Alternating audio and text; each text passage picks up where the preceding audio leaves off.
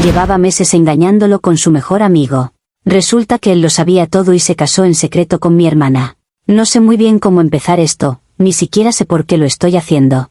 Supongo que necesito sacarlo, gritarlo en algún lugar donde nadie me conozca, porque la gente que me conoce, bueno, ellos ya han decidido quién soy.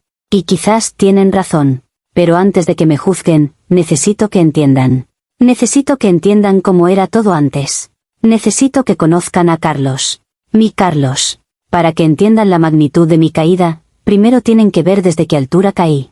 Tienen que entender el paraíso que construí y que luego, con mis propias manos, convertí en cenizas. Conocí a Carlos en una tarde de otoño, de esas grises y lluviosas que te invitan a refugiarte en una librería.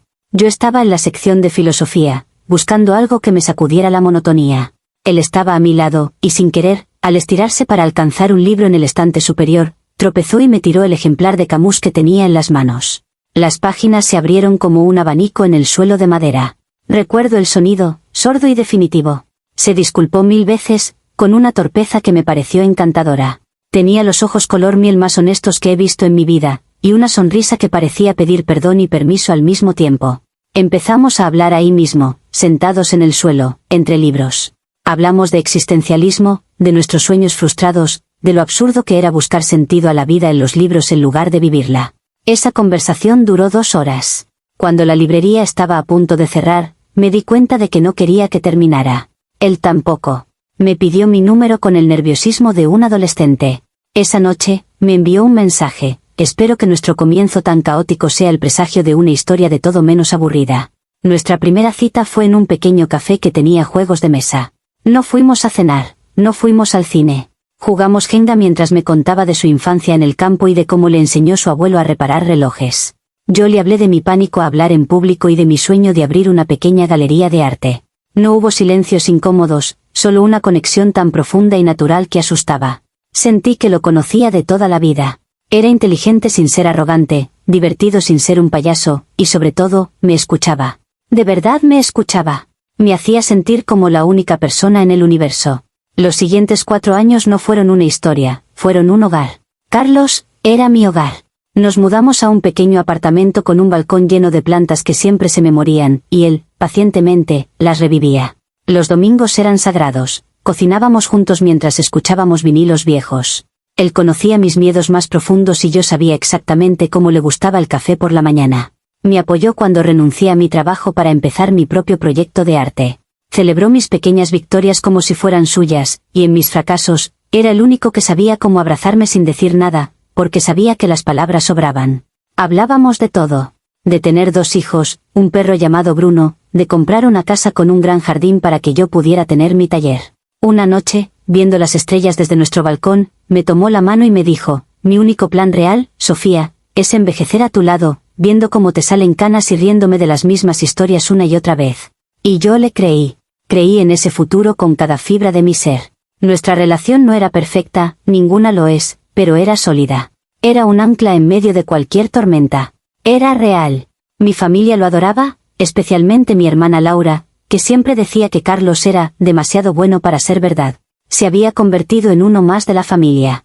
Pero entonces, todo empezó a cambiar. A Carlos le ofrecieron el proyecto de su vida: dirigir una construcción importante en Canadá durante 3 meses. 3 meses. Cuando me lo dijo, sentí un orgullo inmenso, pero por debajo, una ola de pánico helado me recorrió el cuerpo. 3 meses. 90 días. Más de 2000 horas sin él. Las semanas previas a su partida fueron una tortura silenciosa. Yo sonreía, le ayudaba a hacer la maleta, hablábamos de todas las videollamadas que haríamos. Pero por dentro, me estaba rompiendo. La noche antes de su vuelo, me aferré a él en la cama, llorando en silencio para no preocuparlo. El apartamento, nuestro santuario, de repente se sentía enorme y vacío. El día que lo dejé en el aeropuerto, una parte de mí se fue en ese avión. La primera semana fue la peor. El silencio en casa era ensordecedor. Su lado de la cama estaba frío. Su taza de café acumulaba polvo. Me despertaba en mitad de la noche con ataques de ansiedad, sintiendo un nudo en el estómago que no se iba con nada. Hablábamos, sí, pero la diferencia horaria lo complicaba todo. Él estaba agotado por el trabajo, emocionado por su nuevo reto, y yo me sentía sola. Terriblemente sola. Me sentía abandonada, aunque sabía que era irracional. La estabilidad que él me daba se había desvanecido, y yo flotaba a la deriva en un mar de ansiedad y soledad. Me sentía frágil, invisible. Y fue en ese silencio, en esa vulnerabilidad insoportable, donde la puerta se abrió a una sombra que siempre había estado ahí, pero que yo nunca había visto de verdad. La sombra tenía un nombre, Marcos. Siempre había estado ahí, en la periferia de nuestra vida perfecta. Era el mejor amigo de Carlos desde la universidad, casi un hermano. Era el padrino de nuestra hipotética boda. Confiábamos en él ciegamente. Carlos, antes de irse, incluso le había dicho en broma: te encargo a Sofía, que no queme el apartamento. Una broma que ahora se siente como una profecía macabra. Marcos siempre fue diferente a Carlos. Si Carlos era la calma, la estabilidad y la luz del sol, Marcos era la tormenta, la imprevisibilidad, la electricidad en el aire. Era el tipo de hombre que entra en una habitación y todas las miradas se giran hacia él. Carismático, atrevido, con una forma de mirarte que te hacía sentir que eras la única persona que importaba, pero de una manera peligrosa, no segura como con Carlos. Siempre había habido un coqueteo ligero, casi imperceptible entre nosotros, de esos que se disfrazan de bromas y que todos ignoran. Yo lo ignoraba. Lo nuestro era imposible, impensable. Él era de Carlos. La primera semana tras la partida de Carlos, Marcos me envió un mensaje. Oye, sé que debes estar sintiéndote un poco sola. ¿Quieres que vayamos por un café un día de estos y me cuentas cómo va todo? Parecía tan inocente, tan considerado. Era el mejor amigo de mi novio preocupándose por mí. ¿Qué podía tener de malo? Acepté. Nos vimos en una pequeña cafetería. La conversación fue ligera al principio. Hablamos de Carlos, de lo orgullosos que estábamos de él. Pero poco a poco, la conversación giró hacia mí. Marcos tenía esa habilidad. Me preguntó cómo yo me sentía de verdad. No la versión edulcorada que le daba a Carlos por teléfono para no preocuparlo. Le confesé mi ansiedad, el insomnio, la sensación de vacío. Y él escuchó, asintiendo, sus ojos fijos en los míos. Carlos es afortunado de tener a alguien que lo extraña tanto, dijo, pero su tono tenía un matiz que no supe descifrar. Pero también tienes que cuidarte tú, Sofía. No puedes apagarte solo porque él no está. Ese café se convirtió en una costumbre semanal. Luego, en 2 veces por semana.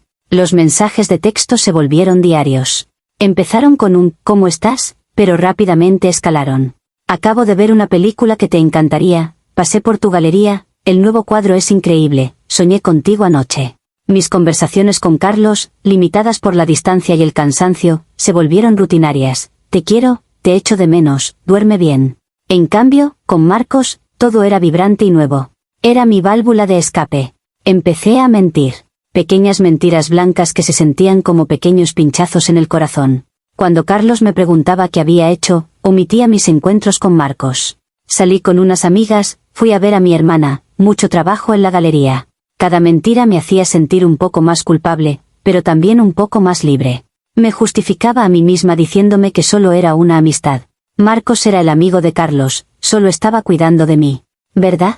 No había nada físico, no había intenciones ocultas. Solo era apoyo. Una noche, después de una llamada tensa con Carlos en la que apenas pudimos hablar 5 minutos, me sentí especialmente desolada. Llamé a Marcos, llorando. Llegó a mi apartamento en menos de 20 minutos con una botella de vino. Nos sentamos en el sofá, el mismo donde Carlos y yo habíamos planeado nuestro futuro. Marcos me escuchaba, me pasaba un pañuelo, me decía todo lo que necesitaba oír. No eres invisible, Sofía. Yo te veo. La conversación se hizo más profunda, más íntima. Me habló de sus propias decepciones amorosas, de cómo se sentía incomprendido. Creó una burbuja de confidencialidad entre nosotros, un nosotros contra el mundo, que me resultaba adictivo. En un momento, tomó mi mano. Su tacto fue eléctrico, un shock que me recorrió todo el cuerpo.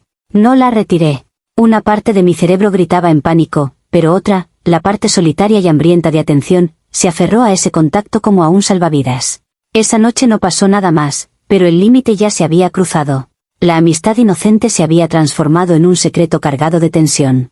La doble vida había comenzado oficialmente. Empezamos a vernos a escondidas, en lugares donde sabíamos que no nos encontraríamos con nadie conocido. Cada encuentro era un subidón de adrenalina, una mezcla tóxica de culpa y excitación. Él me hacía sentir deseada, viva, en un momento en que me sentía como un fantasma en mi propia vida. Y yo me repetía a mí misma, como un mantra, que no era una traición real.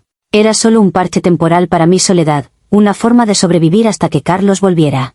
Creía, estúpidamente, que podía controlar el fuego que estaba avivando. El fuego que creí poder controlar se convirtió en un incendio forestal en una noche de viernes. Llevaba casi 2 meses sin Carlos, y la distancia se sentía ya no como un abismo temporal, sino como una fractura permanente en nuestra realidad. Ese día, habíamos tenido la peor discusión desde que se fue. Fue por una estupidez, algo sobre un plan que yo había olvidado, pero la pelea real era sobre la soledad, la desconexión, sobre mí sintiéndome como un satélite olvidado orbitando su nueva y brillante vida.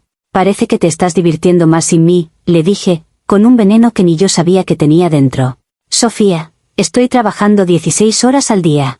¿Qué quieres que haga?, me respondió, su voz cargada de un agotamiento que, en mi egoísmo, interpreté como indiferencia. Colgamos el teléfono en un silencio gélido. Estaba destrozada. Me sentía furiosa, herida y, sobre todo, invisible. La primera persona a la que llamé fue, por supuesto, Marcos. Vino directamente a mi casa. No trajo vino esta vez, solo esa mirada intensa que parecía leer cada rincón de mi alma rota. Le conté la pelea, exagerando mi dolor, pintando a Carlos como el villano insensible y a mí como la víctima abandonada. Marcos no dijo nada. Simplemente se sentó a mi lado en el sofá y me rodeó con su brazo. Me apoyé en su hombro y lloré. Lloré por la distancia, por mi soledad, por la versión de mí misma que se estaba desvaneciendo.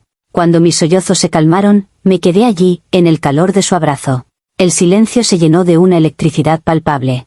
Levanté la cabeza para mirarlo, para darle las gracias, y nuestros rostros quedaron a centímetros. Pude sentir su aliento, ver el conflicto en sus ojos, o lo que yo quería interpretar como conflicto. Y en ese instante, todo mi dolor, mi rabia y mi necesidad de sentir algo, cualquier cosa que no fuera abandono, cristalizaron en una decisión terrible. Él no me ve, susurré, casi para mí misma. Yo sí te veo, Sofía, respondió él, su voz un murmullo ronco. Y me besó. No fue un beso tierno ni romántico. Fue un beso desesperado, hambriento, un acto de rebelión. Era todo lo que Carlos no era en ese momento, presente, físico, abrumador. Mis manos se enredaron en su pelo, y por un instante glorioso y horrible, apagué el mundo. Apagué a Carlos, los 4 años de amor, las promesas, el futuro en el balcón. Solo existía ese momento, esa afirmación cruda de que yo seguía ahí, que era deseable, que alguien me quería ahora. Esa noche, lo traicioné por completo. A la mañana siguiente, me desperté en mi cama, enredada en sábanas que olían a él, no a Carlos. El sol se colaba por la persiana, y con la luz, la realidad me golpeó como un tren de mercancías. La culpa fue una sensación física, un peso nauseabundo en el estómago. Miré a Marcos durmiendo a mi lado y sentí una oleada de repulsión, hacia él, sobre todo, hacia mí. ¿Qué había hecho? Pero la mente humana tiene un mecanismo de defensa increíblemente poderoso, la justificación. Mientras Marcos aún dormía, me levanté y fui a la cocina, y allí, con el café temblando en mis manos, empecé a construir la fortaleza de mis excusas. La primera capa fue el despecho. Carlos me empujó a esto, me dije. Su indiferencia, su ausencia, ¿qué esperaba? Era su culpa por dejarme sola, por no entenderme, por priorizar su trabajo sobre mí. Yo era la víctima de su negligencia. Luego vino la necesidad. Necesitaba sentirme deseada, viva. No era sobre la intimidad, me convencí, era sobre conexión humana. Carlos me había negado esa conexión, y Marcos simplemente había llenado un vacío que él había creado. Fue un error, sí, pero un error comprensible, casi inevitable dadas las circunstancias. Y finalmente, la minimización. Fue una estupidez de una noche. Un desliz. Algo que nunca volvería a pasar. Lo borraría, lo enterraría tan profundo que nunca vería la luz del día. Carlos no tenía por qué saberlo. Sería mi secreto, mi carga. Protegerlo de este dolor era, en mi mente retorcida, un acto de amor. Le mentiría para salvarlo, para salvarnos. Cuando Marcos se despertó, fui fría y distante. Le dije que había sido un error terrible y que no podía volver a suceder. Él estuvo de acuerdo, aunque vi un destello de algo más en su mirada. Quizás alivio, quizás decepción. No me importó. Solo quería que se fuera, que desapareciera de mi casa, de mi vida, para poder empezar a fregar las manchas de mi traición. Ese día, llamé a Carlos. Fui dulce, cariñosa, me disculpé por la pelea. Él, aliviado, me devolvió el cariño. Te echo tanto de menos, Sophie, me dijo. Y cada palabra de amor que salía de su boca era una puñalada en mi conciencia, una puñalada que yo misma me clavaba mientras le sonreía a través de la pantalla y le decía, yo también te echo de menos, mi amor. Más de lo que imaginas. Lo que pasó con Marcos no fue un error de una noche. Fue el primero de muchos. Mi fortaleza de justificaciones se convirtió en mi hogar. Cada mentira a Carlos era para protegerlo. Cada encuentro con Marcos era para sobrevivir a su ausencia. Me volví una experta en mi doble vida, una funambulista caminando sobre un alambre que yo misma había tendido sobre un precipicio. Y me convencí de que, cuando Carlos volviera, todo se detendría. Cortaría con Marcos, reanudaría mi vida perfecta y enterraría el secreto para siempre. Faltaba una semana para su regreso. Solo una semana más. El plan era perfecto en mi cabeza. Le diría a Marcos que todo había terminado definitivamente. Le daría a Carlos la bienvenida más amorosa. Todo volvería a la normalidad. La llamada que lo cambió todo llegó un martes por la tarde. Era mi hermana, Laura. Su voz sonaba extrañamente eufórica, casi histérica. Sophie, ¿estás sentada? Tengo que contarte algo increíble. No te lo vas a creer. Pensé que se había comprometido con su novio de siempre o que había conseguido un ascenso. ¿Qué pasa, Lau? Suéltalo ya. Hubo una pausa dramática al otro lado de la línea. Y entonces lo dijo. Me casé. Sentí un vuelco en el corazón, una mezcla de sorpresa y un poco de molestia por no habérmelo dicho antes. ¿Qué? ¿Cómo que te casaste? ¿Con quién? ¿Cuándo? Fue el fin de semana. Una ceremonia súper pequeña, solo nosotros dos en el ayuntamiento. Fue impulsivo, mágico. Sofía, estoy tan feliz. Y quería que tú fueras la primera en saberlo. Bueno, la primera de la familia. Estaba procesando la información, intentando disimular mi irritación, cuando lancé la pregunta que detonaría la bomba. Bueno, ¿y quién es el afortunado? ¿Conozco a mi nuevo cuñado? Otra pausa. Esta vez no era dramática, era extraña, cargada de algo que no supe identificar. Sí, Sophie. Lo conoces muy bien. Un escalofrío me recorrió la espalda. Mi mente empezó a barajar nombres sin sentido. ¿Un amigo en común? ¿Algún exnovio mío? La idea era absurda. Laura, deja el misterio. ¿Quién es? Y entonces, escuché su voz al fondo. Una voz que conocía tan bien como la mía. Una voz que había susurrado mi nombre en la oscuridad de mi habitación apenas unas noches antes. Díselo ya, amor. No la tortures más. Era Marcos. El teléfono casi se me cae de las manos. Un zumbido agudo llenó mis oídos. No podía ser. Era una broma de mal gusto. Una pesadilla. Marcos, logré balbucear. ¿Qué hace Marcos contigo? La risa de mi hermana sonó lejana, como si viniera de otro planeta. No está conmigo, tonta. Está con su esposa. Nosotros. Marcos es mi marido. Pero el golpe final, el que me partió el alma en dos, aún no había llegado. Escuché un murmullo, y luego, otra voz se puso al teléfono. La voz que había sido mi hogar durante 4 años. La voz de mi Carlos. Hola, Sofía. Su tono. Dios mío, su tono. No era el Carlos cálido y amoroso que yo conocía. Era frío, afilado como el acero, cargado de un peso que me aplastó al instante. Carlos, ¿qué haces tú ahí? ¿No volvías la semana que viene? Adelanté el vuelo. Tenía una boda a la que asistir. Resulta que yo era el padrino. Vine a apoyar a mi mejor amigo en su gran día.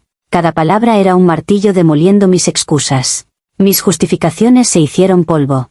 Mi narrativa de víctima se desintegró. No entiendo nada, susurré, mi voz rota. Oh, creo que lo entiendes perfectamente, continuó Carlos, su voz sin una pizca de emoción. Entiendes los últimos 3 meses. Entiendes las llamadas cortas, las excusas para no verme, las noches en que no contestabas al teléfono. ¿Creías que no me daba cuenta? ¿Creías que soy estúpido? Se hizo un silencio espeso. Podía oír mi propia respiración, entrecortada y errática. Laura me lo contó todo, Sofía. Desde el principio. Vio los mensajes en el teléfono de Marcos hace 2 meses. Y en lugar de montar un escándalo, decidieron hacer algo diferente. Me llamaron. Y hemos estado hablando cada día desde entonces. La imagen se formó en mi cabeza con una claridad aterradora. Mi hermana, la persona que siempre decía que Carlos era demasiado bueno para ser verdad, consolándolo. Uniéndose a él. Mientras yo me revolcaba en mi engaño, creyéndome la más lista, la maestra de la manipulación. Todo este tiempo, fue lo único que pude decir. Sí, todo este tiempo. Viendo hasta dónde eras capaz de llegar. Escuchando tus mentiras mientras ya lo sabía todo. ¿Y sabes qué es lo más gracioso, Sofía? Su voz se quebró por primera vez, no de tristeza, sino de una rabia helada. Lo más gracioso es que mientras tú te consolabas en los brazos de mi mejor amigo, yo estaba planeando cómo pedirte matrimonio en cuanto volviera. Tenía el anillo aquí, en mi bolsillo. Esa fue la última palabra que me dijo. Luego colgó. Me quedé de pie en medio de mi salón, con el teléfono en la mano, en un silencio absoluto. No había gritos, no había confrontación cara a cara. Solo la verdad, cruda y brutal, entregada por teléfono. No era una víctima. No era incomprendida. Era la arquitecta de mi propia destrucción. Y ellos, todos ellos, simplemente se habían hecho a un lado para verme caer. Mi hermana estaba casada con mi amante. Y el hombre de mi vida me había borrado de la suya con un solo clic. El silencio que siguió a esa llamada fue peor que cualquier grito. Fue un vacío que lo absorbió todo, el aire, la luz, mi futuro. Durante horas, me quedé inmóvil, repasando la conversación una y otra vez, como si pudiera encontrar una falla en su lógica, una grieta por la que escapar. Pero no la había. Era una fortaleza perfecta de humillación, construida ladrillo a ladrillo con mis propias mentiras. Mi primer instinto, después del shock, fue la ira. Una ira irracional y volcánica. ¿Cómo se atrevían? ¿Cómo se atrevía mi propia hermana a conspirar a mis espaldas? ¿Y Carlos? ¿Jugar conmigo de esa manera? ¿Observarme desde la distancia, disfrutar de mi caída? Me sentí expuesta, ridiculizada. No sentí la culpa de mi engaño, sentí la humillación de haber sido descubierta y manipulada de una forma tan cruel. Ellos me habían convertido en la villana de una obra de teatro que ni siquiera sabía que estaba protagonizando.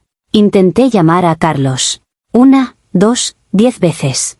El teléfono sonaba y sonaba hasta que saltaba el buzón de voz.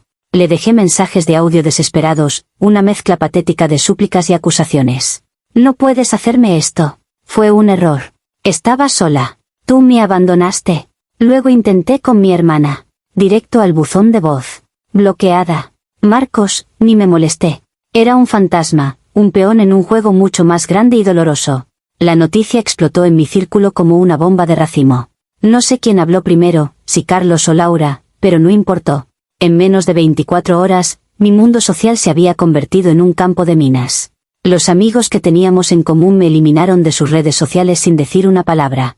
Las pocas amigas mías que se dignaron a responderme lo hicieron con mensajes fríos y monosilábicos, cargados de un juicio que se sentía como ácido. No puedo creer que le hicieras eso a Carlos, me escribió una. Y con su mejor amigo. Tienes un problema. El golpe más duro fue mi propia familia. Mi madre me llamó, su voz temblaba de decepción. No me gritó. Fue peor. Me habló con una lástima helada. Tu hermana está destrozada por lo que le hiciste pasar, me dijo. ¿Por lo que yo le hice pasar a ella? ¿Acaso nadie veía la traición que yo había sufrido? Laura se había quedado con mi vida. Se había casado con el hombre con el que yo había estado, sí, pero lo había hecho a mis espaldas, en secreto, aliándose con el hombre que se suponía que me amaba. Mamá, ella se casó con él a escondidas. Ellos me engañaron, intenté defenderme, pero mis palabras sonaban huecas incluso para mí. Me convertí en un paria. La gente susurraba a mi paso en los lugares que solía frecuentar. La galería de arte, mi sueño, mi refugio, se sintió de pronto como una jaula de cristal donde todos podían verme y juzgarme. Me sentía observada, analizada, condenada. Nadie quería escuchar mi versión. Nadie quería entender mi soledad, mi vulnerabilidad, como Marcos se había aprovechado de mi estado. Para todos, la historia era simple. Yo era la infiel, la traidora, la que lo había arruinado todo. Me encerré en el apartamento, nuestro apartamento, que ahora se sentía como un mausoleo de nuestra relación. Cada objeto era un recordatorio de Carlos, su libro a medio leer en la mesita de noche, su sudadera colgada detrás de la puerta, la foto de nosotros dos sonriendo en la playa. La culpa empezó a filtrarse a través de las grietas de mi ira, pero era una culpa retorcida. No me sentía culpable por haber engañado a Carlos, me sentía culpable por haber sido tan estúpida como para que me pillaran. Por haber confiado en Marcos. Por no haber visto la trampa que me estaban tendiendo. En mi soledad, mi mente empezó a reescribir la historia, no para justificarme ante los demás, sino para poder sobrevivir yo misma. Marcos no fue una tentación, fue un manipulador. Laura no era una hermana dolida, era una envidiosa que siempre había querido lo que yo tenía. Y Carlos. Carlos no era el hombre perfecto y herido. Era un ser cruel y vengativo que había orquestado mi destrucción en lugar de confrontarme como un hombre. Me convencí de que yo era la verdadera víctima. Víctima de la soledad, de la manipulación de Marcos, y de la cruel venganza de Carlos y mi hermana. Ellos se habían unido para destruirme, para arrebatarme todo lo que amaba. Y lo habían conseguido. Me habían dejado sola, rodeada por las cenizas de una vida que, hasta hace muy poco, yo creía perfecta. Actualización 1. Ha pasado medio año. A veces se siente como una eternidad, otras como si la llamada hubiera sido ayer. Quería escribir una última vez, quizás para cerrar este capítulo, Aunque no estoy segura de que estas cosas se cierren alguna vez. Simplemente se pudren dentro de ti. Mi vida es irreconocible. Tuve que dejar el apartamento. Cada rincón me gritaba su nombre y los recuerdos se habían vuelto venenosos. Ahora vivo en un estudio pequeño al otro lado de la ciudad. Es impersonal, anónimo. Como yo. Vendí la galería. El sueño que Carlos tanto me animó a construir se convirtió en una pesadilla. No podía soportar las miradas de lástima de los pocos clientes que entraban, ni el silencio de los amigos artistas que dejaron de llamarme. He visto fotos de ellos. De Carlos y Laura. Es inevitable. Aparecen en las redes sociales de amigos en común que olvidé bloquear. Se ven felices. Radiantes. Viajaron a Italia para una luna de miel tardía. En una foto, Carlos le está enseñando a Laura a reparar un viejo reloj, algo que su abuelo le enseñó a él, una historia que una vez me contó a mí bajo las estrellas. Sentí una punzada tan aguda en el pecho que me quedé sin aire. Le robó mis recuerdos. Le regaló mi vida. Con Marcos no he vuelto a hablar. Lo veo en esas fotos, siempre sonriendo al lado de mi hermana. A veces me pregunto si alguna vez sintió algo por mí, o si solo fui un medio para un fin. Una herramienta en su propio juego. La respuesta ya no me importa. Es parte del ruido de fondo de mi desgracia. La relación con mi familia está rota. Hablo con mi madre de vez en cuando, pero nuestras conversaciones son superficiales, tensas. Evitamos los nombres clave: Carlos, Laura, Marcos. Es como caminar por una habitación llena de cristales rotos. Sabes que un paso en falso te hará sangrar. Mi padre apenas me dirige la palabra. Para ellos, Laura es la hija que supo rescatar a un buen hombre de las garras de su hermana descarriada. Esa es la historia oficial. La que les permite dormir por la noche. He intentado salir con alguien. Un par de citas a ciegas. Pero soy un fantasma. No puedo confiar. En cada gesto amable veo una futura traición, en cada promesa una mentira en ciernes. Me doy cuenta de que la persona a la que más daño hice, al final, fue a mí misma. Destruí mi capacidad de creer en algo bueno. La gente dice que el tiempo lo cura todo, pero no es verdad. El tiempo no cura. Solo entierra. Te da capas de rutina y resignación para que puedas caminar sobre la tumba de lo que perdiste sin caer dentro. Ya no siento esa ira volcánica. Ahora es solo un resentimiento frío y constante. Un recordatorio perpetuo de que cometí un error, sí, pero el castigo fue un aniquilamiento. Orquestaron mi caída con una precisión quirúrgica, y yo, tontamente, les di el bisturí. No busco perdón. Ya ni siquiera busco comprensión. Supongo que solo quería dejar constancia de mi versión, la de la mujer que lo perdió todo. No por un simple engaño, sino porque subestimó la crueldad de aquellos que decían amarla. Ellos siguieron adelante y construyeron una vida sobre mis ruinas. Y yo sigo aquí, aprendiendo a vivir entre los escombros.